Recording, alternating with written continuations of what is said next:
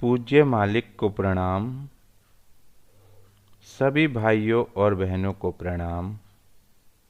श्री रामचंद्र जी की संपूर्ण कृतियाँ भाग 1 में अनंत की ओर अध्याय 2 ग्रंथियाँ पढ़ते हैं। पहली ग्रंथि ज्ञान की अवस्था वास्तव में वह है जब हम इस चेतनता के साथ घुल मिल जाएं और उसका प्रभाव अपने से लेकर उसमें अपनी लय अवस्था स्थापित कर लें। जब हमने यह दशा पैदा कर ली और इस अवस्था में लय हो गए तो वास्तव में हमें उस ग्रंथि के चारों ओर का ज्ञान प्राप्त हो गया और हम उस सीमा तक ज्ञानी बन गए। हमने जब इसमें लय अवस्था प्राप्त कर ली और उसका आनंद लेकर हृदय आगे जाने के लिए मचलने लगा, अर्थात जो ज्ञान का संबंध हम में उत्पन्न हो चुका था उसने हमें ऊंची हालत पर ले जाने को विवश किया। साहस बढ़ा और आगे बढ़ने की खुशखबरी मिली और वास्तविक जीवन जो प्रत्येक लय अवस्था के बाद आता है हम में उपस्थित हो गया। इसने हमें और भी सहायता दी। हम और आगे बढ़े, दूसरी ग्रंथि पर आ गए। एक लय अवस्था विलीनीकरण दशा अभ्यासी द्वारा किसी निश्चित बिंदु या ग्रंथि पर पहुंचने पर उस बिंदु या ग्रंथि में स्थिर की दशा को वास्तव में विलीनीकरण कहते हैं। जब पर्याप्त अभ्यास के पश्चात एक अभ्यासी किसी बिंदु या ग्रंथि में प्रवेश पाने में सक्षम हो जाता है तो वह कुछ समय तक इसके अंदर के स्थानों पर भ्रमण करता है ताकि इसका पूर्ण अनुभव उसे हो जावे। इस प्रक्रिया से वह उस स्थान पर फैली दशा को आत्मसात करने लगता है। जब वह इससे संतृप्त हो जाता है तो उसका विलीनीकरण प्रारंभ हो जाता है। इसे लय अवस्था कहते हैं। परंतु अब तक जिस दशा को हम प्राप्त हो गए रहते हैं उसकी चेतना अभी विद्यमान रहती है और जब तक यह विलीनीकरण अवस्था का पूर्ण रूपेण परिपक्व नहीं कहा जा सकता, इसके लिए हमें आगे बढ़ना है ताकि स्थिर तत्व की दशा जिसे सारूप्यता कहते हैं प्राप्त हो जाए। फिर यह भी अंतिम दशा नहीं है जब तक कि यह और अधिक परिष्कृत दशा सायुज्यता में नहीं विकसित हो जाती, जहाँ पर विलीनीकरण एवं सारूप्यता की दशा धारणाएं भी समाप्त हो जाती हैं।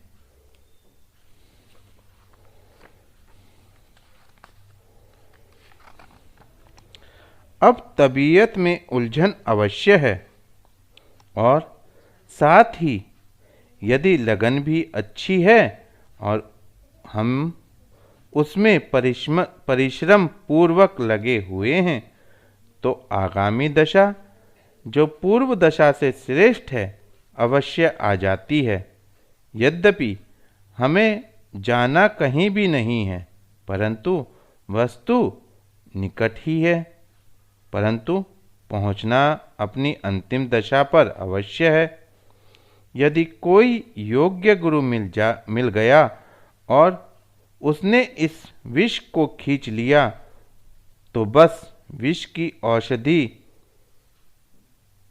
तिर्याक ही शेष रह जाती है।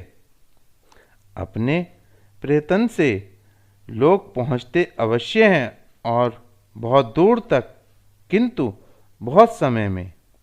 अतः इस घुमाव के भंवर में फंस जाने का भय सदैव बना रहता है।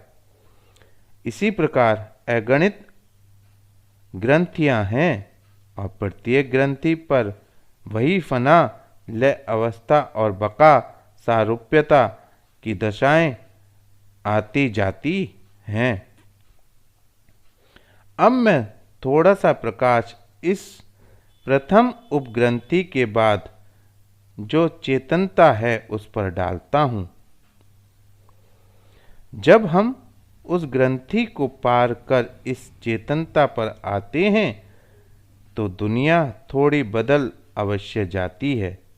यदि हम उसमें लय अवस्था प्राप्त कर लें तो ईश्वरीय दशा का प्रारंभ हो जाता है और इसमें सारूप्यता प्राप्त हो जाने पर हमें हर जगह यही प्रतीत होता है कि एक विचित्र दशा समस्त जड़ चेतन समुदाय पर छाई हुई है और उसमें ईश्वरीय दशा का आभास होता है और ऐसी मस्ती पैदा होती है जो शब्दों द्वारा व्यक्त नहीं की जा सकती। हाँ, यहाँ पर यदि किसी को योग्य गुरु ना मिला तो लोग बहुधा इसी प्रथम अवस्था पर ही अवधूत हो जाते हैं और अपनी दौड़ धूप समाप्त कर देते हैं। जीवन भर यहीं पर अटके रह जाते हैं। अब आप उन लोगों से पूछें जो कि धुरंधर ज्ञानी होने का दावा करते हैं कि कहीं उनको यह दशा भी प्राप्त हुई है, जो कि वास्तव में ज्ञान का प्रथम अध्याय का प्रारंभ है।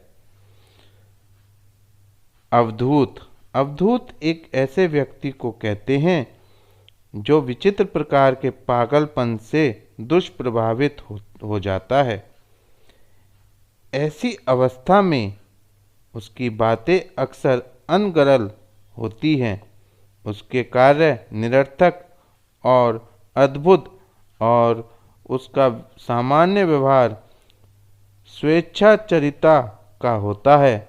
देखने से ऐसा प्रतीत होता है कि वह अपने ही विचारों द्वारा विस्मय में पड़ गया है, जो अधिकतर एक ही दिशा में प्रवृत्त होते हैं। कभी कभी इस प्रकार की अवस्था एक अभ्यासी को भी, जब वह किसी ग्रंथि पर एक विशेष अवस्था से गुजरता है, तो प्राप्त होती है। तांत्रिक प्रयासों में यह अधिकता में पाया जाता है। आध्यात्मिक प्रयासों में भी जब एक अभ्यासी एक बिंदु की अत्याकर्षक अवस्था से गुजरता है तो कभी कभी इस प्रकार की दशा पैदा हो जाती है। यदि इस दशा का ध्यान बांधा जाए तो कृत्रिमता उत्पन्न हो जाती है, वास्तविकता नहीं रहती। अब हम उसके बाद की एक अन्य उपग्रंथि पर पहुँचे। इसके चारों तरफ वाली हालत ज्ञान की दूसरी अवस्था है। यदि प्रेम और भक्ति ने आपको वहाँ तक पहुँचा दिया, जो ज्योतिर्मय दिव्य दशाओं का भी रूप बदल जाता है, अर्थात वह चीज़ हल्की पड़ जाती है और दशा उसमें श्रेष्ठतर हो जाती है। मतलब यह कि पहले वाली दशा भारी थी और यह उससे हल्की हो जाती है। अब इस ग्रंथि पर क्या है? यह दशा अथवा वह दिव्य प्रकाश यह है कि चारों ओर प्रत्येक वस्तु में ईश्वरीय दशा के छाए रहने की अनुभूति होती है। इस दशा में कुछ सरलता का आभास होता है। इसका अर्थ यह है कि हम उसके अंदर और भी प्रवेश कर गए हैं। प्रत्येक स्तर पर लय अवस्था और सारूप्यता आती है। सारूप्यता उस दशा की प्राप्ति है जिसको दूसरी अवस्था का ज्ञान कहते हैं। अब हमने इसमें लय अवस्था प्राप्त कर ली, सारूप्यता की खुशखबरी मिली, और जब सारूप्यता में हम काफ़ी रम गए तब दूसरी ग्रंथि की ओर दृष्टि पहुंची। दूसरी ग्रंथि।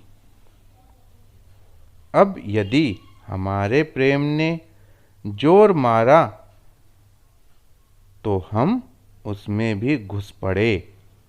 यह बात स्पष्ट रहना चाहिए कि प्रत्येक ग्रंथि में घुसने के समय चित्त में कुछ बोझ या भारीपन सा प्रतीत होता है, और बहुधा लोग यह देखकर अभ्यास छोड़ दे बैठते हैं। किंतु यदि वह विचार पैदा हो जावे कि बीमारी के बाद स्वास्थ्य प्राप्त होता है, तो हर ग्रंथि को पार करने का साहस उत्पन्न हो जाता है। अब दिव्य दशाओं का रूप बदल गया, तलछट से छुटकारा मिला। परंतु वह तभी होती है जब गुरु में स्थिति को समझने की क्षमता का अभाव होता है, अथवा वह अपनी शक्ति और क्षमता में उसका निग्रह करने में अक्षम होता है। इस अवस्था में अभ्यासी आगे बढ़ना नहीं अनुभव करता और इसके आकर्षण प्रभाव में पड़कर स्थायी रूप से इसी में स्थित हो जाता है, जिसका फल यह होता है कि उसकी आगे की प्रगति सदा सदा के लिए रुक जाती है। यह वास्तव में एक योग्य गुरु के सब प्रथम कर्तव्यों में से है कि वह स्थिति के प्रति जागरूक रहे और अभ्यासी को इसमें भटकने से बचावे। हमारी संस्था में इस विषम परिस्थिति को दूर कर दिया जाता है और अभ्यासी द्वारा ऐसे बिंदुओं को गुरु की असाधारण शक्ति द्वारा पार करा दिया जाता है, जिसका उसको भान भी नहीं हो पाता। वास्तविकता की स्पष्टतर अवस्था का भान हुआ, हल्कापन और भी बढ़ गया, इतना कि सरलता ही सरलता प्रतीत होने लगी, किंतु निर्मलता अभी दूर है। यह बात दूसरी ग्रंथि के बाद की है। वहाँ पर आत्मा की कुछ झलक प्रतीत होती है। इस स्थान को लोग आत्मा का स्थान कह लेते हैं, क्योंकि इस स्थान पर ऐसी दिव्य दशाओं की अनुभूति होती है। स्वच्छता और सरलता इस अवस्था की जान है।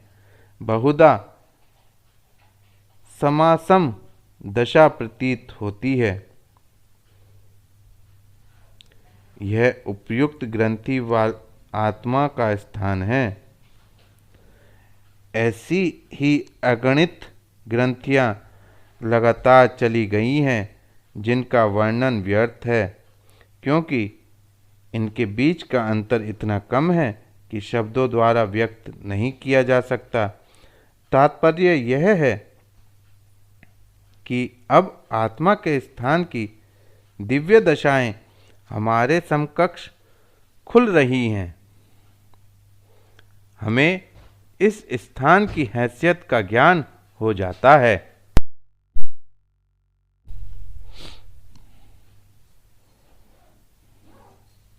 और हम उस पर मनन करके लय हो जाते हैं।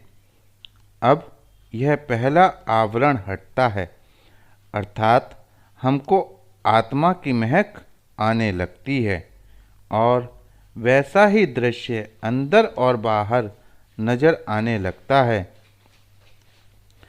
यदि यह चीज उत्पन्न न हो तो उसको ज्ञान की दशा कदापि नहीं कह सकते। यदि इसका ध्यान बांधकर यह बात प्राप्त की जाती है तो वह कृत्रिम हो जाती है और अपनी विचार शक्ति पर जोर देने के कारण अंदर ही अंदर उसके चमत्कारों का अनुभव होने लगता है, जो स्वयं ही एक बंधन बन जाता है और जाल में इस प्रकार जकड़ देता है कि उससे छुटकारा प्राप्त करना अत्यंत कठिन हो जाता है। अभ्यासी तो वही है जो आरंभ से अंत तक वही अभ्यास करता रहे जो वास्तव में करना उचित है। खैर, अब हम दूसरी ग्रंथि पर हैं। इस ग्रंथि से मेरा अभिप्राय आत्मा के कुल स्थान से है। जैसा कि मैं ऊपर कह चुका हूँ, इसमें अगणित ग्रंथियाँ हैं जिनको पार करने के पश्चात हम इस क्षेत्र से बाहर होते हैं। मनुष्य में यह वस्तुएं परत दर परत बनाई गई हैं। खैर, अब हम इसके आगे पहुंचने का उपक्रम करते हैं। ईश्वरी हमारी सहायता करता है और आगे की खुशखबरी प्राप्त होती है। अब यहाँ तक तो हमको ज्ञान हो ही चुका, अर्थात हम इन दिव्य और ज्योतिर्मय दशाओं के व्रत में प्रवेश कर गए। अब इसके ऊपर की ग्रंथि आती है। तीसरी ग्रंथि। सृष्टि रचना में हर वस्तु की आवश्यकता होती है और हर तत्व इसका साक्षी है। अब हम इससे आगे वाली दशा पर पहुंचते हैं तो वहां पर एक भभूका के रूप में वही दिव्य प्रकाश का समूह दृष्टिगत होने लगता है, किंतु भक्त इस गर्मी को सच्चे प्रेम की गर्मी से संबंधित कर लेता है। इतनी बात और बताए देता हूँ कि जब धाराएं प्रवाहित हुई तो उसका केंद्र ठंडा था, इसलिए कि उसमें पदार्थ सम्मिलित नहीं था और उनके उतरते ही उसने झटके प्रारंभ हो गए और यह बढ़ते ही गए। यह अधिकतर वहाँ पर हुए जहाँ से वास्तव में सृष्टि का आरंभ हुआ था।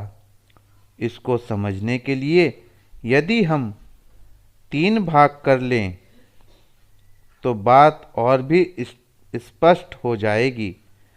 जब ठंडक घुसती हुई उस सीमा में आई जहाँ पर उसने बहुत कुछ अपनी ही क्रियाओं से गर्मी पैदा कर ली थी, तो वहीं से उस वस्तु ने व्यक्त रूप धारण कर लिया। यह मध्य का भाग था। इसी भांति अब वही मध्य का भाग एक ग्रंथि के रूप में हमारे सामने आ जाता है और उसमें हमें घूमते हुए चक्र से मालूम पड़ते हैं। भाई, सच पूछो तो वही मूल तत्व स्वयं एक ग्रंथि बन गया और क्रिया प्रतिक्रिया की अधिकता के कारण इतना ठस पड़ गया कि अब लगभग उसने पदार्थ का रूप धारण कर लिया। मैं केवल बड़ी बड़ी ग्रंथियों का ही वर्णन कर रहा हूँ। अब इस ग्रंथि में हम अपने विचार द्वारा समाये हुए हैं और इसी ध्यान द्वारा इसमें भ्रमण कर रहे हैं, जिससे कि हम इससे आगे वाली दशा पर पहुंच जाएं। जब हमें अपनी दृढ़ लगन द्वारा सफलता प्राप्त हुई तो हम इस ग्रंथि की वास्तविक दशा पर आ गए। यहाँ का प्रकाश कुछ अग्नि तत्व से संबंधित था। यदि मनुष्य इस ग्रंथि में लय अवस्था प्राप्त कर ले तो अग्नि तत्व पर अधिकार हो जाता है। जब इस ग्रंथि से बाहर निकल जाते हैं तब हम इसकी वास्तविकता पर पहुंचते हैं, जो हमारी उन्नति के लिए सीढ़ी का काम देती है और उस स्थान की दशा का बोध करा देती है जब हम इसमें अपनी लय अवस्था प्राप्त कर लेते हैं। तो उस स्थान के ज्ञान की दशा हमारे अंदर उत्पन्न हो जाती है। अब यह वस्तु हमारी हो गई और इस पर हमारा प्रभुत्व हो गया। अब हम इस सीमा तक ज्ञानी बन चुके हैं, उसकी विशेषता हमको ज्ञात हो गई और हम उसमें लय भी हो चुके हैं। वास्तव में ज्ञानी की क्या दशा होती है और यह चीज क्या है? उस स्थान की लय अवस्था के पश्चात जो सारूप्यता की दशा आती है, वही वास्तव में उस स्थान का ज्ञान है। इस दशा में हम होश में आ जाते हैं, इसलिए इसको उस स्थान की सारूप्यता जिंदगी कह देते हैं, जिसका अर्थ जीवन है और जीवित वस्तु ही उसका अनुभव कर सकती है। अब हमारा साहस और बढ़ा और इससे आगे का ज्ञान प्राप्त करने की तड़प जागृत हुई। चौथी ग्रंथि। अब हमने इससे भी ऊपर वाली ग्रंथि में प्रवेश किया। अग्नि की हैसियत का अभाव हो गया। इसका अर्थ यह हुआ कि अब उसकी विपरीत दशा में प्रवेश कर रहे हैं, जो जल का स्थान है। केवल इसी ग्रंथि पर यदि हम लय अवस्था प्राप्त करके रह जाते हैं, तो काफी घूमने के पश्चात भी केवल उसी तत्व पर हमारा अधिकार हो पाता है। ज्ञान हमें क्या सहायता देता है? यह कि हमें ईश्वर की तलाश और खोज पैदा कर देता है। यह बात यदि किसी के विचार में नहीं है या वास्तविकता की खोज हम नहीं चाहते हैं, तो केवल इसी ग्रंथि पर अटक कर रह जाते हैं और चमत्कार दिखाना प्रारंभ कर देते हैं। यदि हमारी तड़प ने साथ दिया और इस ग्रंथि में लय होने के पश्चात सारूप्यता की दशा पैदा हो गई, तो हमको उस दशा का ज्ञान हो जाता है, क्योंकि हमारा ध्येय वास्तविकता पर ही स्थित है।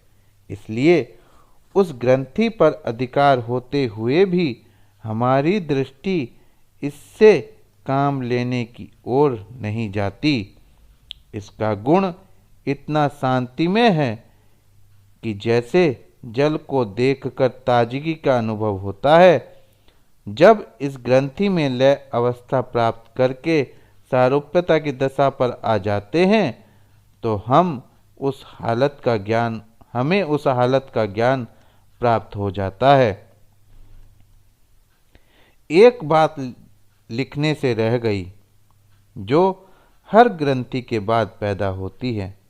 जब किसी ग्रंथि में लय अवस्था प्राप्त करने के पश्चात हम सारूप्यता की दशा में पहुँचते हैं, तो वह दशा ही उसका अंत नहीं होती, बल्कि सारूप्यता भी लय होकर उसमें उत्तम सारूप्यता की दशा में आ जाती है, जिसको सायुज्यता कहते हैं। तब उस दशा का ज्ञान पूर्ण हुआ समझना चाहिए। अच्छा, यह सायुज्यता भी हम में उत्पन्न हो गई। अब इससे आगे वाले ज्ञान की हमें खोज है। पांचवी ग्रंथि अधिक उचित है। खोज और तड़प में बहुत अंतर है, इसलिए तड़प शब्द का प्रयोग अधिक उचित है।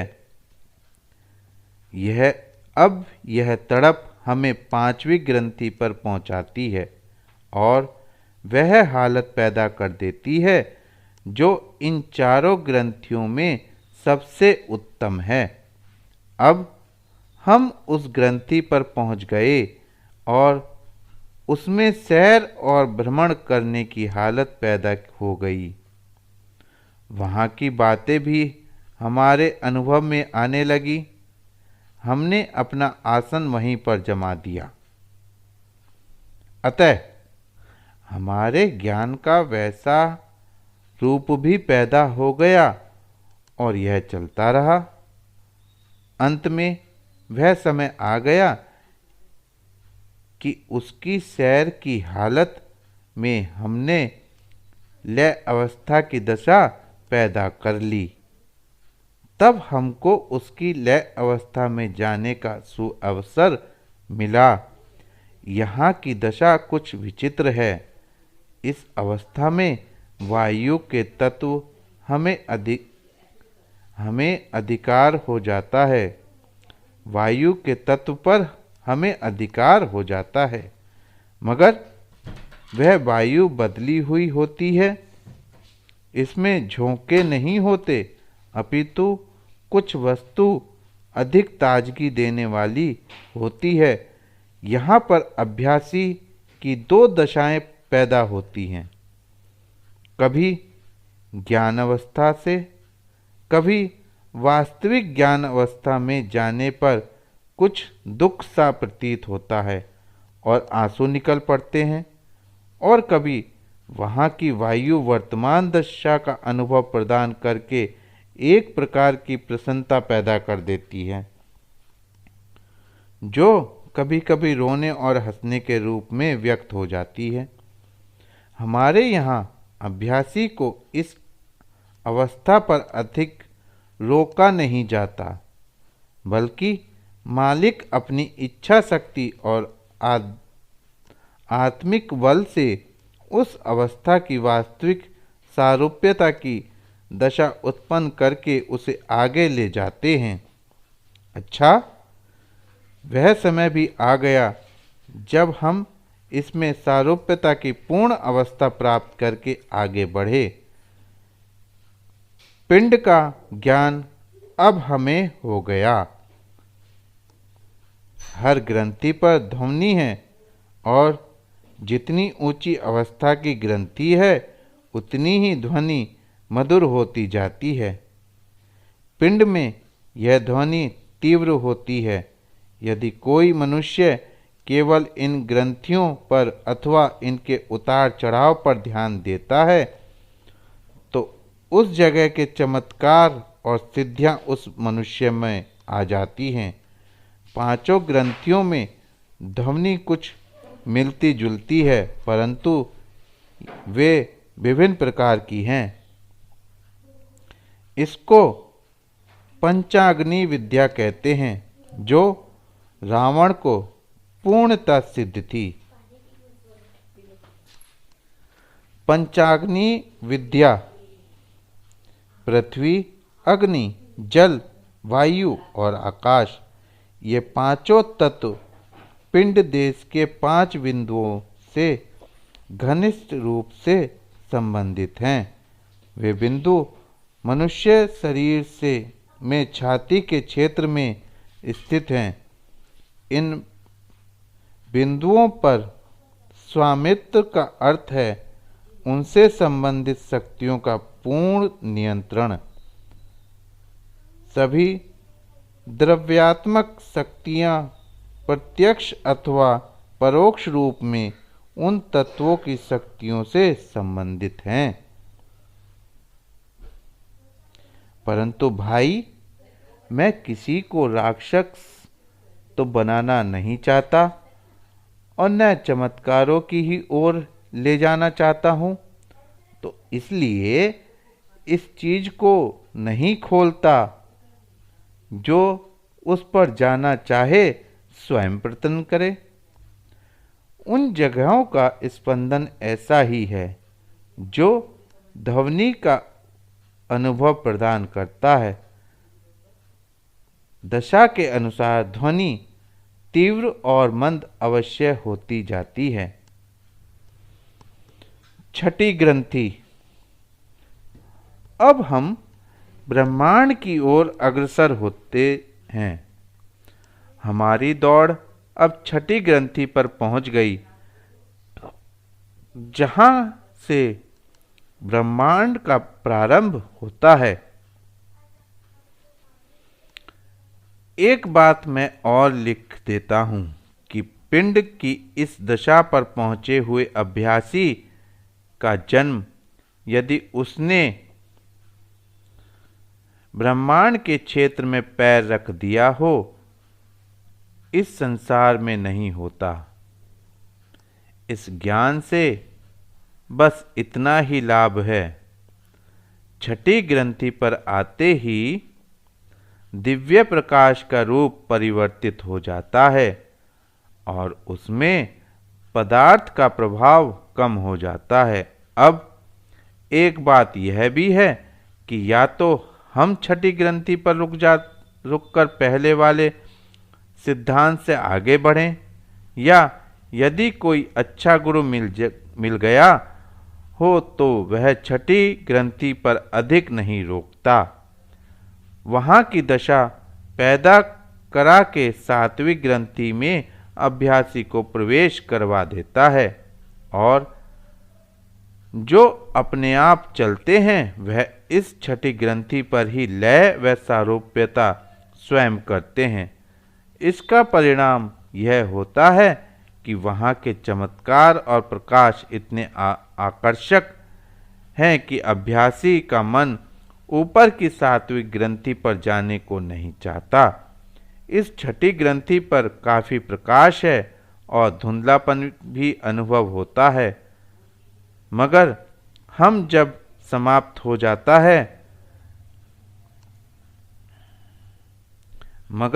जब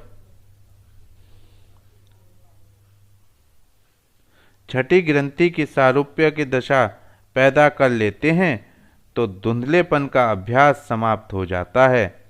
प्रकाश ही प्रकाश दिखाई देता है। यह वह स्थान है जो वास्तव में शक्ति का वितरण करने वाला है और जो ऊपर से आई हुई शक्ति पिंड में पहुंचाता है। सातवीं ग्रंथि। अब हमें सातवीं ग्रंथि पर चलना है और यह जगह बिल्कुल ब्रह्मांड देश में है, जिसको विराट देश भी कहते हैं। इस जगह का क्या कहना है? ईश्वर सबको प्राप्त कराए ताकि आगे पहुंचने की खुशखबरी मिलती जाए। यहाँ पर पवित्रता का अनुभव बहुत होता है, तथापि पदार्थ का प्रभाव अवश्य है। अणु की शक्ति जो महाभारत में प्रयुक्त हुई थी, यहाँ पर बहुत अधिक है।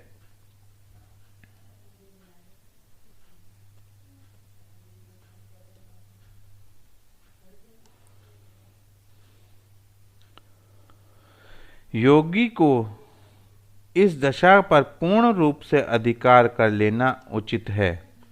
भारतवर्ष के योगियों ने इस पर पूर्ण अधिकार प्राप्त कर लिया था। भारतवर्ष के प्राचीन ऋषियों में कदाचित ही कोई बचा हो जिसने इस स्थान की शक्ति ना हो। यहाँ पर बिजली की ताकत का एहसास अधिक होता है। बहुधा लोग इसी पर अटक कर रह जाते हैं क्योंकि यह चीज़ उनको बहुत प्रिय हो जाती है। इसका परिणाम यह होता है कि आगे जाने से रुक जाते हैं। यह हालत प्रशंसा के योग्य अवश्य है, किंतु योग के संदर्भ में तो यह बच्चों का खिलौना मात्र है। दुर्वासा ऋषि में इस स्थान की शक्ति अत्यधिक बढ़ गई थी और इनका लगाव व संबंध उस केंद्र से पैदा हो गया था जहाँ पर मस्तिष्क को परेशान करने की शक्ति अधिक है, अर्थात रौद्र और दूसरों को हैरान करने वाली शक्ति की प्रधानता है। हमारे भारतवर्ष में ऋषियों की इतनी प्रतिष्ठा की जाती है कि दुर्वासा ऋषि को रुद्र का अवतार मान लिया गया। इस बारे में अधिक लिखना नहीं चाहता कि इस कैफियत में पैदा हो जाने से आध्यात्मिक क्षेत्र में दुर्वासा ऋषि की क्या स्थिति रह गई और मानव उद्देश्य की प्राप्ति में वे कहाँ तक सफल हुए थे। हर चीज जो पिंड में वर्तमान में है उसमें शक्ति वहीं से आती है। वहाँ अगणित शक्तियाँ वर्तमान हैं। यहाँ पर हर वस्तु बीज रूप में वर्तमान है। यदि हम इसका ज्ञान प्राप्त कर लेते हैं तो हमें प्रत्येक शक्ति की चेतना प्राप्त हो जाती है। इस ग्रंथि में जब हम लय अवस्था प्राप्त करने लगते हैं तो पग पग पर असीम शक्ति का अनुभव होता है और बिजली वाली तेजी हर जगह दृष्टिगोचर होती है। इस ग्रंथि में अब अपना प्रसार बढ़ता जाता है और यह अनुभव होता है कि समस्त संसार में हम फैले हुए हैं, इसलिए कि वही के प्रसार की अवस्था के प्रभाव से हम पिंड देश में प्रसार प्राप्त करते हैं। योगी लोग यहाँ की शक्ति का प्रयोग प्रकृति के नियम को भी थोड़ी देर के लिए स्थगित करने के लिए कर सकते हैं। इस शक्ति का हम जिस प्रकार चाहें बड़े से बड़े कार्य में प्रयोग कर सकते हैं।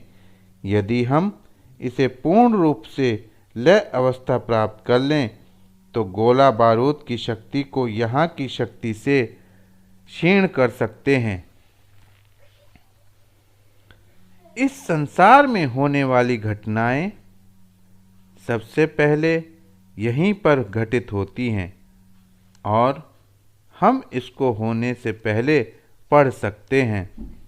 यदि हमारा अनुभव तीव्र है तो हमें ब्रह्मांड देश के छोटे छोटे केंद्रों में वह विभिन्न शक्तियाँ मिलेंगी जो उन बिंदुओं से समृद्ध विभिन्न भूभागों पर अपना अपना प्रभाव प्रदर्शित करती हैं। यदि इन शक्तियों के विषय में वैज्ञानिक अनुसंधान किए जाएं, तो उन्हें अस्त्र शस्त्रों में प्रयोग किया जा सकता है, किंतु इस श्रेणी तक अनुभव बढ़ा लेना पश्चिमी सभ्यता के हिमायती ही कर सकते हैं, क्योंकि उनका दृष्टिकोण दैवी की अपेक्षा भौतिक अधिक होता है।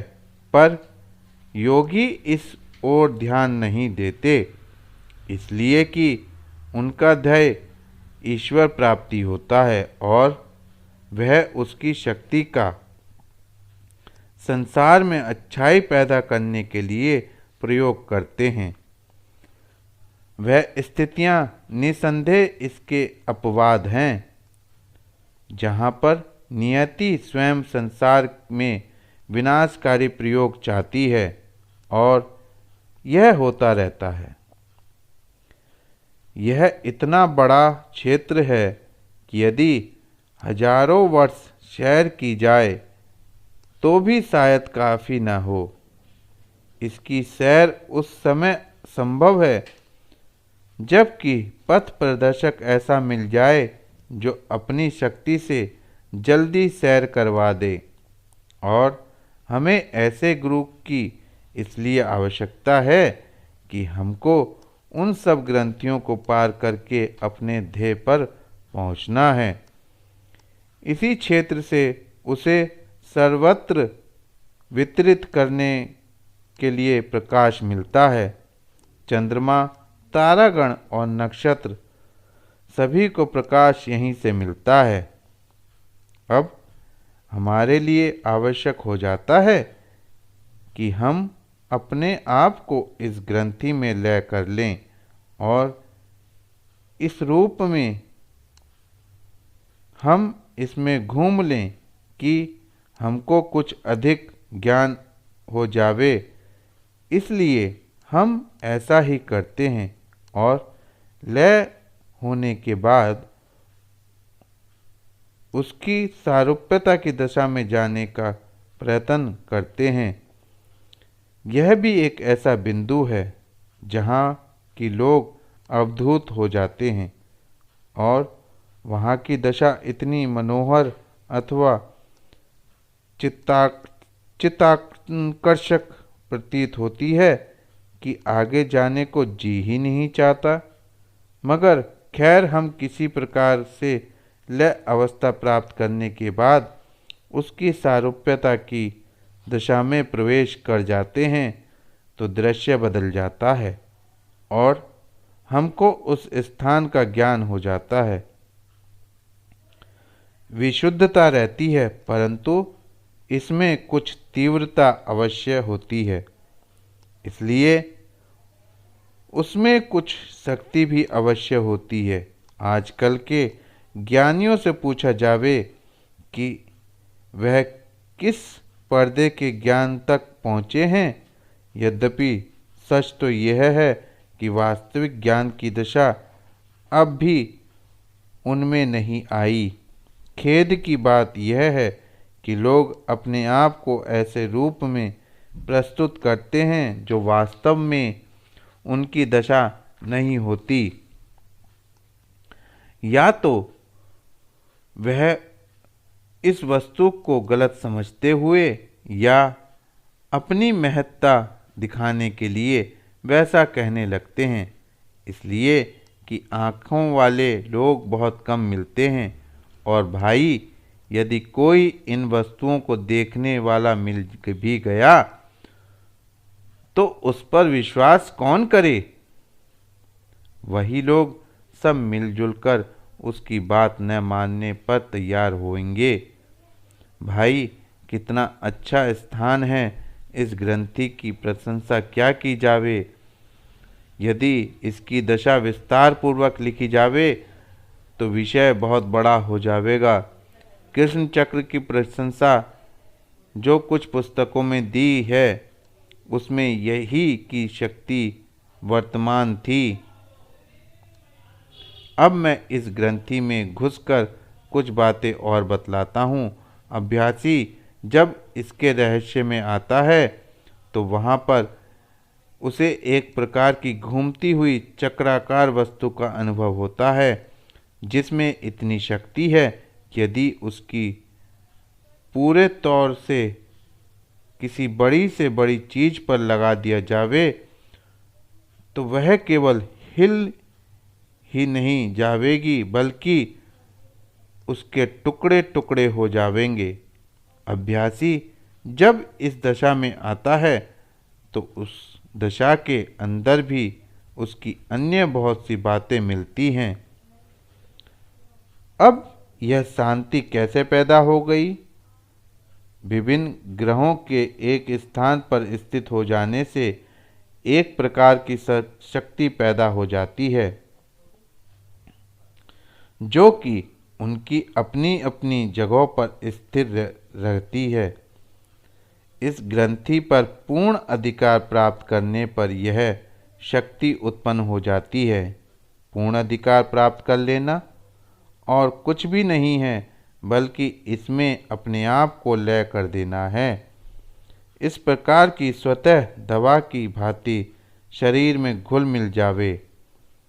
जब हमने इतना कर लिया तो उससे ऊपर की भी एक चीज और मिलती है जिसको समझने के लिए मैं महाकाल चक्र कहता हूँ। महाकाल चक्र भगवान श्री कृष्ण के सुदर्शन से हर व्यक्ति अच्छी तरह परिचित है। इसको एक चमत्कार तस्तरी के रूप में दिखाया जाता है जिसे उंगलियों में घुमाकर लक्ष्य पर फेंका जा सकता था। इसी कारण इसे बहुधा श्री कृष्ण का उंगली चक्र भी कहा जाता है। यह सबसे शक्तिशाली शस्त्र था जिसका उपयोग भगवान श्री कृष्ण ने संसार के ढांचे में अपेक्षित परिवर्तन लाने के लिए किया था। विराट क्षेत्र की पूरी शक्ति इसके अंदर निहित थी। सुदर्शन चक्र वास्तव में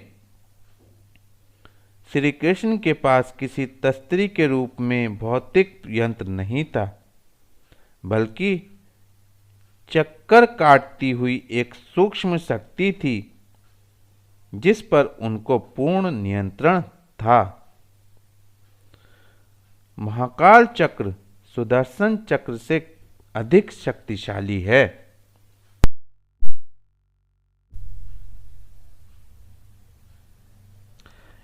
इसमें काल की शक्ति गुम्फित है। यह वह चीज है जिसके प्रभाव से एक ऐसा क्षेत्र बन गया जिसके कारण तमाम नक्षत्र अपनी जगह पर स्थिर हैं। वह चीज श्री कृष्ण चक्र से भी जोरदार या शक्तिशाली है। समय पलटने के लिए यह अस्त्र सबसे अधिक प्रभावशाली है। जहाँ पर कि सात्विक ग्रंथि समाप्त होने को होती है, वहाँ पर इस चीज का प्रभाव विद्यमान है। इसकी बराबरी कृष्ण चक्र भी नहीं कर सकता। और यदि लोग मुझे क्षमा करें तो मैं यह कहने को तैयार हूं कि यह अस्त्र संभव है कि श्री कृष्ण जी को भी न मिला हो, इसलिए कि उनको इसकी आवश्यकता न थी, परंतु अब इसकी आवश्यकता है। इसलिए संभव है कि नियति ने किसी को दे दिया हो। यह आश्चर्यजनक बात और लिखता हूँ, संभव है कि इससे कुछ लोगों को ठेस पहुँच जाए, मगर सत्य बात प्रकट होनी चाहिए। अहम ब्रह्मास्मि की दशा तो इस समय सबसे बड़ी मानी जाती है और इसके समझने वाले बड़े ज्ञानी, परंतु क्या कोई अपने हृदय पर हाथ रखकर यह कह सकता है कि वास्तव में उनकी यह दशा उत्पन्न हो गई है? गेहूं का स्वाद यदि कोई पूछे तो लोग हल्का मीठा कह देंगे, परंतु जब तक न चखा जावे वास्तव में स्वाद विचार में नहीं आ सकता। बस यही हाल हमारे यहाँ अधिकतर ज्ञानियों का हुआ है कि बिना रसास्वादन किए पढ़ा कर वर्णित परिणाम पर आ जाते हैं। इस दशा पर बहुत कुछ प्रकाश सत्य का उदय में डाला गया है। संक्षेप में इतना कहता हूँ कि आत्मा और शरीर के मिलन बिंदु पर हर ग्रंथि में थोड़ा बहुत इसका अनुभव होता है। इसका अवतरण विरल परिस्थितियों में होता है, जब इसका प्रयोग अत्यधिक महान कार्यों के लिए आवश्यक होता है। आज के दिन विश्व के पूर्व पुनर्जीवन का कार्य यह उस कार्य से जिसके लिए श्री कृष्ण जी पृथ्वी पर आए थे कहीं अधिक गुरुत्व का है। परिणाम स्वरूप अब समय की मांग है कि परिवर्तन लाने के लिए और अधिक व्यापक पैमाने पर इस उत्कृष्ट शक्ति का प्रयोग किया जाए, और जिसके लिए महान दैवी व्यक्तित्व पहले ही पृथ्वी पर आ चुका है और अपने नियंत्रण में इस उत्कृष्ट शक्ति की सहायता से इसके लिए तथार्थ कार्य कर रहा है। अहम ब्रह्मास्मि, मैं ब्रह्मा हूँ।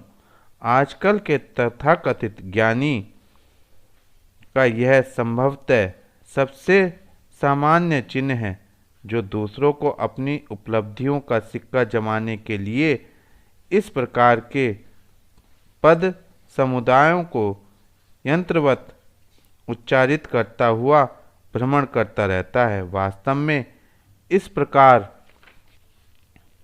अनुभव होता है, किंतु इस ग्रंथि में आकर यह अनुभव स्पष्ट हो जाता है और तबीयत भी वैसी बन जाती है कि यही अनुभव ताज़ा रहता है और उसको यह अनुभव होता है कि सूर्य में प्रकाश और गर्मी, चंद्र में दमक और शीतलता तथा नक्षत्रों में चमक सब मेरी ही है। यहाँ तक कि यदि कोई राम, कृष्ण या ऊपरी बड़ी आत्माओं की चर्चा करता है तो यह अनुभव होता है कि यह मेरी ही चर्चा है और इसके लिए तबीयत में कोई संदेह शेष नहीं रहता। रमते रमते जब यह दशा पूर्ण हो जाती है तो दूसरा भेद खुलता है, अर्थात जब हम इस दशा में इतना चिमट जाते हैं, अर्थात दूसरे शब्दों में इस अनुभव या दशा को भी उसमें कर देते हैं, तब हमको ऊपर दिखाई पड़ने लगता है और इस समय हमारी तबीयत ऐसी बन जाती है जो अनुभव कराती है कि जो कुछ भी है वह है और हर लय अवस्था के बाद जो कुछ भी है वह है कि दशा संकेत रूप में अवश्य रहती है, परंतु यहाँ पर वह चीज़ स्पष्ट रूप से आती है इसलिए कि हम ईश्वरीय मंडल के बड़े क्षेत्र में अब मौजूद हैं। जब हम और आगे बढ़ते हैं और जो कुछ भी वह है कि दशा में लय हो जाते हैं तो हम इस अनुभव के अतिरिक्त और कोई अनुभव नहीं रहता कि सब कुछ उसी से है। हमा अज ओस्त यह बहुत बड़ी ग्रंथि है और इसमें नहीं मालूम किन किन दशाओं का निचोड़ है। एक चीज़ जो इस जगह की विशेष दशा है मैं लिखे देता हूँ कि यहाँ पहुँचने पर अभ्यासी जब अच्छी उन्नति प्राप्त करता है तो जिस चीज़ को देखता है वह दिखाई तो देती है परंतु उसकी उपस्थिति का भान नहीं होता। इन चीज़ों के अस्तित्व का प्रभाव हृदय पर बिल्कुल नहीं मालूम होता। मैंने इस क्षेत्र की मुख्य बातें ही ली हैं। इस ग्रंथि पर यदि अभ्यासी का चाव है और इसके अनुसार अभिरुचि भी और साथ साथ समर्थ पथ प्रदर्शक मिल गया हो तो लय अवस्था और सारूप्यता होते होते जब सारूप्यता की अंतिम दशा आती है तब इससे आगे वाली ग्रंथि में जाने की शुभ सूचना मिलती है। 8वीं ग्रंथि। भाग्य ने जोर किया और अभ्यास ने सहायता दी तो हम 8वीं ग्रंथि पर आ गए। यहाँ पर अब यह दृश्य ही बदल गया। जो दशाएं हमको 7वीं ग्रंथि पर मिलती हैं उनका सूक्ष्म रूप यहाँ पर मिलता है। यहाँ पर अभ्यासी को यह अनुभव होता है कि संसार स्वप्नवत है और यह प्रकृति का कीड़ा स्थल है। वैराग्य यहाँ पर पहुंचकर सुदृढ़ हो जाता है। इसके आगे फिर वैराग्य की गुजर नहीं बल्कि उसका भी रूप परिवर्तित हो जाता है। इसलिए यह कहा जाता है कि वैराग्य यहाँ पर परिपक्व हो जाता है। हर वस्तु यहाँ पर हल्की दिखाई देती है, विचार में भारीपन नहीं रहता और अभ्यासी शांति, स्थिरता और चैन का भागी बन जाता है और वह इस दशा का आनंद प्राप्त कर लेता है कि जिसकी शांति बढ़ते बढ़ते अंत में वास्तविकता में परिवर्तित हो जाएगी। परंतु भाई, अभ्यासी तो वही है जिसमें शांति के साथ साथ कुरेद और बेचैनी अवश्य रहे। वह चीज जो कूड़ा करकट, झाड़ झंकार को साफ कर देती है और चलने के लिए मैदान बना देती है। हम सुनते चले आए हैं और पढ़ते भी कि संसार स्वप्नव्रत है और इसको ऐसा ही समझना चाहिए। मैं समझता हूँ कि केवल पुस्तकों के पढ़ने वालों के ने संसार को इस प्रकार स्वप्नवत नहीं देखा। यद्यपि प्रचारक सदैव इसी पर जोर देते रहे, यह तो एक दशा है जो नियमित रूप से अभ्यास करते करते इस तक पहुंचने पर विकसित होती है। यदि हम मन पर जबरदस्ती जोर डालकर यह समझ लें कि संसार एक स्वप्न है, तो चीज कृत्रिम रहेगी, वास्तविक स्थिति उत्पन्न न होगी। यह तो इस विशेष स्थान की दशा है जो मार्ग में पंथी को प्राप्त होती है। यदि कृत्रिम उपायों से हम दशा को परिपक्व कर लेते हैं और इसके पश्चात इस परिणाम पर आते हैं कि हमको ज्ञान है और हम इस संसार को स्वप्न समझते हैं, तो यह स्थिति स्वयं को धोखा देने वाली सिद्ध होगी। इस स्थान की वास्तविक दशा शांति है। हम जब इसमें लय अवस्था प्राप्त कर लेते हैं तो इसके अर्थ यह होते हैं कि यहाँ की दशा को हमने अपना लिया है, और जब हम इस दशा से निकलकर सारूप्यता की दशा में आते हैं तो उस स्थिति का पूर्ण अनुभव होता है। इस स्थिति में कुछ ऐसी ताजगी अनुभव आती है जैसी कि गर्मियों में लू से पीड़ित व्यक्ति को नदी में स्नान कराने के समय डुबकी लगाने के पश्चात प्रतीत होती है।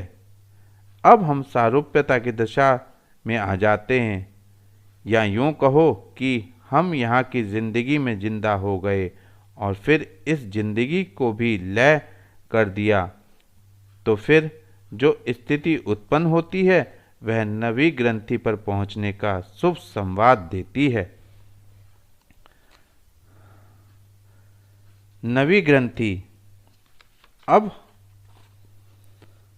हम नवी ग्रंथि में प्रवेश करते हैं। हमारे अनुभव का रूप परिवर्तित हो गया है और अब हम इस दशा पर आ गए हैं जहाँ से भूमा से वास्तविक संबंध प्रारंभ होता है, और हम एक ऐसे लोक में पहुँचते हैं जहाँ हमको यही अनुभव होता है कि अब हमारा नया जन्म किसी दूसरे संसार में हो गया। अब इसमें हमारा प्रसार होता है और उसी का रसोस्वादन करते करते यह भी पता लगने लगता है कि जिस लोक में हमारा पुनर्जन्म होता है वह किसका लोक है, अर्थात उसकी पहचान या अनुमान तबीयत बतलाने लगती है और मालिक की उपस्थिति को भी हृदय ग्रहण करता है। उसी की महत्ता मन में इतना गहरा प्रभाव उत्पन्न करती है कि अपने आप उसकी पूजा प्रारंभ हो जाती है।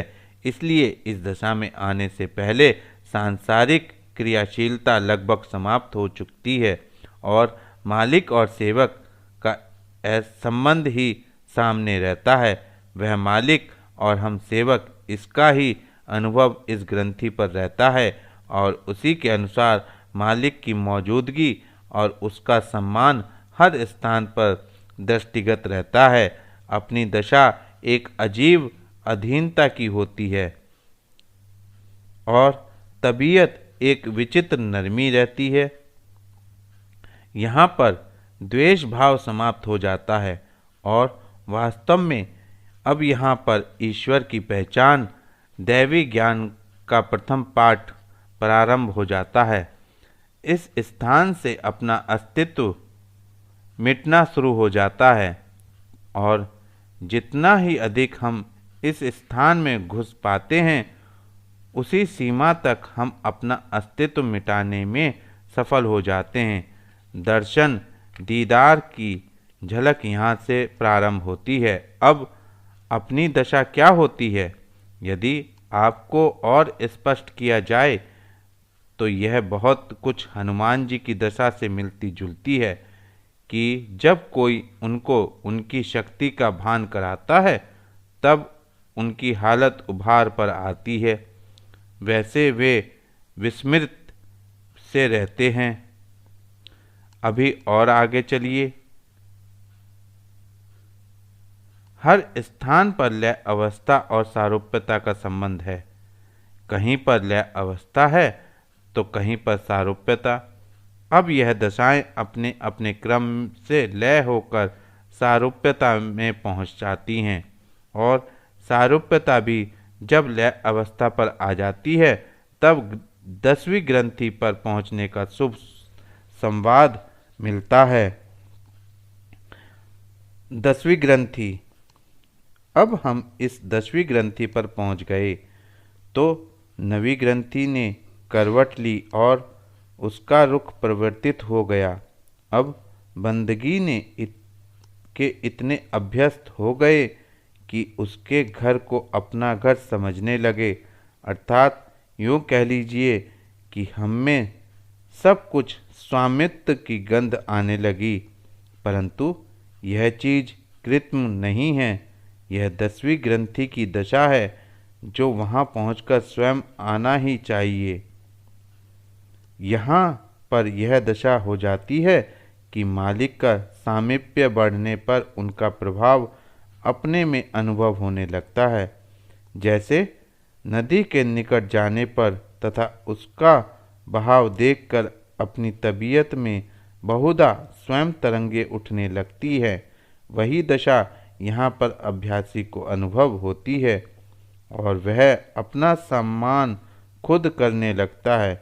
या यूँ कहो कि चंदन की सुगंध के लिए हमें चंदन के वृक्ष के पास जाना पड़ता है, परंतु जब चंदन घिसकर हम माथे पर अथवा शरीर पर लगा लेते हैं तो सुगंध अपने निकट आ जाती है और हम वहीं उसका आनंद लेने लगते हैं। अब हम उसकी ड्योढ़ी पर पहुंच गए और वहाँ की शीतलता आने लगी। मालिक को भी अब यह अनुभव में आने लगा कि कोई सेवक उसकी प्रतीक्षा में है। कुछ समरूपता भी बढ़ने लगी। यद्यपि निकटता अभी दूर है, ईश्वर का काम यहाँ समाप्त है, इसके आगे उसकी भी गुजर नहीं। आगे बढ़ने पर भूमा का संबंध प्रारंभ होता है और बंधन से छुटकारा मिलता है। यह वह स्थान है जहाँ पर विरला ही कोई पहुँचता है। यहाँ हवा की भी गुजर नहीं, बल्कि यह वह हवा है जो बड़े ही परिश्रम और अभ्यास के पश्चात प्राप्त होती है। या यूँ कहो कि हवा बदल जाती है और हवा का असल तत्व ही रह जाता है जिस पर हमें आगे चलना है। अब वह तत्व क्या है, उसे शून्य कहना तो उचित न होगा। यदि भूमा की छाया कह भी जावे तो भी उसका उपयुक्त वर्णन नहीं हो पाता। कारण यह है कि वह भी भारी है। बस यह कहना उचित मालूम होता है कि वहाँ भूमा मौजूद है और मन में केवल उसकी उपस्थिति का अनुभव मौजूद रहता है, जो निश्चय करता है कि वहाँ कोई अविनाशी व अमिट अस्तित्व अवश्य है जिसकी ओर हमें जाना है। तब हमें समझना चाहिए कि हमने अगली ग्रंथि का आरोहण किया है। 11वीं ग्रंथि। जब यह बात हो गई तो हमने 11वीं ग्रंथि पर कदम रखा। अब आवरण उलट गया और असलियत की झलक दिखने लगी। तबीयत बेबस हो गई, कभी टीस और कभी दर्द, हर समय उसी के पाने की खोज। बिना उसके अब चैन व शांति कहाँ। सच पूछो तो शांति भी अब विदा हो गई। अब उस स्थान पर क्या है, ऐसे समझ लो कि जैसे शांति की दशा में से शांतिपन खींच लिया जावे और फिर जो चीज़ अनुभव में आवे वही दशा इस ग्रंथि पर पहुँचने पर हो जाती है। वह चीज़ हमारे अनुभव में आई और फिर हमने उसको भी लय कर दिया। अब वहाँ पर क्या है? सब कुछ तो चला गया, टीसन अवश्य शेष है। अब यह चीज़ लक्ष्य तक पहुँचने में सहायक है और इसकी परिसमाप्ति तब होगी जब हम असल दशा में मिल जाएंगे। अब हम सारूप्यता की अवस्था में हैं। होते होते जब उसकी भी लय अवस्था हो गई तो हम निखरी हुई सारूप्यता की दशा में प्रविष्ट हुए। इसने 12वीं ग्रंथि पर पहुंचने की सूचना दी। अब हम 12वीं ग्रंथि पर पहुंच गए। वहाँ क्या है? यह जो कुछ भी चीज़ हमको विभिन्न लय अवस्थाओं और सारूप्यताओं की अवस्था से प्राप्त हुई थी, अब वह भी लय हो गई। अब हम उसकी सायुज्यता में स्वतः आ गए। यहाँ का दृश्य इतना स्वच्छ और निर्मल है कि सादगी भी सैकड़ों गुना इससे भारी है। यदि हम और आगे कदम बढ़ावें और कोई सादगी से अच्छा शब्द प्रयोग करने के लिए मिल जावे तो वह भी इससे कई गुना भारी होगा। अब सायुज्यता चलती है और हमको एक नए प्रकार का जीवन प्राप्त होता है जिसका अनुभव हमको आगे वाली ग्रंथि पर होता है। 13वीं ग्रंथि। जब हम 13वीं ग्रंथि पर पहुँचे तो जिंदगी ही जिंदगी, शाश्वत जीवन। मैंने केवल बड़ी बड़ी ग्रंथियों का वर्णन किया है क्योंकि छोटी छोटी ग्रंथियां बेशुमार हैं, किंतु उनमें जो अंतर है वह अकथनीय है। यहाँ तक कि का अनुभव तो शब्दों के उलटफेर ने बतला दिया। आगे शब्द नहीं मिलते जो इस हालत का वर्णन कर सके, परंतु हमारी यात्रा तो चलती ही रहती है और ऐसी अगणित ग्रंथियाँ मिलती हैं और लय तथा सारूप्यता अवस्था साथ ही साथ चलती है। इन ग्रंथियों पर आगे चलकर माया का भी अभाव हो जाता है। यद्यपि वह ग्रंथि बहुत आगे है और उसके बाद बहुत बाद एक ग्रंथि ऐसी भी आती है जहाँ पर लय और सारूप्यता प्राप्त करने पर अहंकार, अहम का भाव लगभग समाप्त हो जाता है। उसके आगे की उसकी शक्ल बदल जाती है। हजारों वर्षों से कहीं यह अवस्था प्राप्त हुई है। यदि कहीं कोई सद्गुरु मिल जावे तभी बढ़ना संभव है। जिस किसी को सद्गुरु मिल गया उसने हर ग्रंथि की सैर की है और अंत में उस समुद्र किनारे पहुंचा है जहां पर ज्ञान की परिसमाप्ति है। हमारा लोगों से अनुरोध है कि वे इस लेख को देखें और फिर अपने आप को तोलें। तब मालूम होगा कि ज्ञान क्या है और ज्ञान का काम कहाँ पर समाप्त होता है। ज्ञान का काम भी वहीं पर समाप्त होता है जहाँ पर उसका अनुभव समाप्त हो जाता है और दशा एक नासमझ बच्चे की भांति हो जाती है जो कुछ नहीं समझता। यह हालात वहाँ पर होती है जब हम इस अपार सागर के निकट पहुँच जाते हैं। यह स्थिति अज्ञान के दायरे में आती है और यही वास्तविक ज्ञान और असल हालत भी है।